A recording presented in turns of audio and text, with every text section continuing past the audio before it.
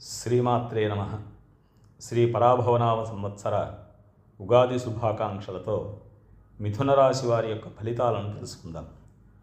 మృగశిర 3-4 పాదాలు, ఆర్ద్ర 1-2-3-4 పాదాలు, పునర్వసు 1-2-3 పాదాలు కలిపి మిథున రాశిగా చెప్పబడుతోంది. ఈ రాశి వారికి బుద్ధి, ధనము, కుటుంబకారకుడైనటువంటి గురువు బలీయంగా ఉండడం వలన, శని, కుజ, రాహువులు కూడా బలంగా ఉండడం వలన ఉన్నత స్థితికి రాగలుగుతారు. యోగ ప్రభావం చాలా ఉంది. ధనాదాయం చాలా బాగుంటుంది. భార్యాభర్తలు కలిసి ఏ పని చేసినా, ఏ వ్యాపారం తలపెట్టినా విజయం, నూతన గృహలాభాలు, కట్టడాలు, గృహంలో వివాహాది శుభకార్యాలు ఆనందంగా జరుగుతాయి. నూతన బాంధవ్యాలు, పుణ్యక్షేత్రాలకు వెళ్ళడం, వాహన లాభము, మనస్సుకు సంతోషమైనటువంటి పనులు చేయడం, తమ యొక్క చమత్కారమైనటువంటి మాటలు, యుక్తి ప్రభావము చేత ఎంతటి వారిలోనైనా లోబర్చుకోవడం అనేటువంటిది జరుగుతుంది. గత సంవత్సరం కంటే కూడా విశేష యోగం అనేటువంటి దానిని మనం చెప్పవచ్చు. విలాసవంతమైనటువంటి జీవనం కలుగుతుంది. తోడు లేకుండా ఏ పని కలిసి రాదు. కావున స్త్రీ యొక్క ప్రమేయం అనేటువంటిది అనివార్యం. గతంలో ఉన్నటువంటి జీవితాశయాలన్నీ కూడా నెరవేరుతాయి. ఇంతకుముందు చేసినటువంటి రుణ బాధలన్నీ కూడా తొలగిపోతాయి. శని బలం వలన ఎంతటి కార్యాన్నైనా సరే సాధించగలుగుతారు. చేసేటువంటి కృషి, వ్యవహారాలలో మార్పులు, క్రమేపీ శరీర ఆరోగ్యం బాగుంటుంది.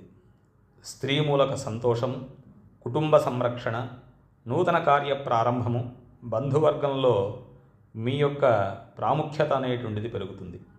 స్థిరాస్తిలో మార్పులు, భూ గృహ లాభాలు, తగినటువంటి ఆదాయము చేకూరుతుంది. అప్రయత్నంగానే ధనలాభం కలుగుతుంది. 2-3 విధములైనటువంటి ఆదాయాలు కూడా పొందగలగడానికి మార్గం కలదు. ఈ సంవత్సరం ఉద్యోగులకు అనుకూలమైనటువంటి కాలం. శ్రమకు తగినటువంటి ఫలితం పొందగలుగుతారు. కేంద్ర రాష్ట్ర ప్రభుత్వాలలో పనిచేసేటువంటి వారికి కావలసినటువంటి చోట్లకు ప్రమోషన్, బదిలీలు ఇవన్నీ కూడా జరుగుతాయి. నిరుద్యోగులకు ఈ సంవత్సరము మంచి ఉద్యోగం లభించి జీవితంలో స్థిరత్వాన్ని పొందగలుగుతారు. రాజకీయ నాయకులకు శని బలం వలన ప్రజల్లో మంచి గుర్తింపు అనేటువంటిది లభిస్తుంది. కళాకారులకు కూడా ఈ యొక్క కాలము గణనీయంగా గొప్పగా చెప్పుకోవచ్చు.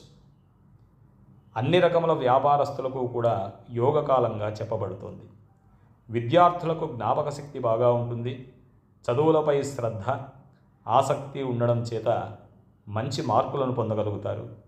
విదేశీ విద్యలకు కూడా వెళ్ళడానికి మార్గం ఏర్పడుతుంది. అనేకమైనటువంటి విజయాలు, అవార్డులు, రివార్డులు కూడా పొందగలుగుతారు.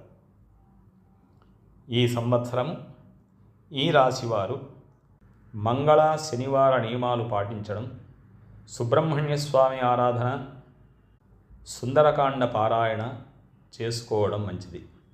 మీపై నరఘోష అధికంగా ఉండడం వలన శివాలయ దర్శనం, శివాలయంలో రుద్రాభిషేకము చేయించుకోవడం మంచిది. శుభమస్తు.